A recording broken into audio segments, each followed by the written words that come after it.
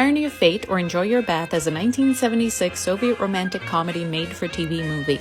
It's set on New Year's Eve and many Russian-speaking people still watch it on New Year's Eve. America has Christmas movies, the USSR had New Year's Eve movies. The opening credits show an animation that briefly explains Brezhnev-era architecture. All the old houses were torn down and the new designs, stripped of any decoration or artifice by numerous rounds of bureaucratic approvals, are boxy and plain. The same design then spreads across the whole of the Soviet Union. Then a monologue during the opening montage talks about how whenever you visit any Soviet city, you feel right at home. Not only do all the residential buildings look the same, but the streets have the same names. The movie theater does too. It's all very comforting and familiar.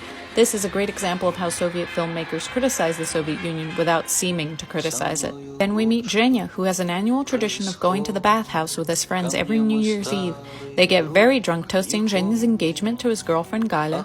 One of the other guys, Pavlik, has to catch a flight to St. Petersburg, but both Pavlik and Zhenya pass out, and the other two, in their drunken state, accidentally send Zhenya on the plane instead of Pavlik. Once Zhenya gets to St. Petersburg, he gets in a taxi and tells the driver his home address. The taxi takes him there because that address also exists in St. Petersburg. The building looks the same, the key fits, the furniture's the same, and he's too drunk to notice that it's not in the same layout. Zhenya goes into the apartment and passes out. Soon, the actual resident of the apartment, Nadia, comes in to find a strange man sleeping in her bed. Zhenya has no idea that he's not in Moscow, and they argue about whose home it is. Eventually, they figure out what happened, and Nadia tries to get him to leave, but not before her fiancé comes over and gets furious, refusing to accept their explanation because it's so unlikely. Zhenya tries to leave to catch a flight home, but there are no flights until the morning, and he has no cash, so he ends up coming back.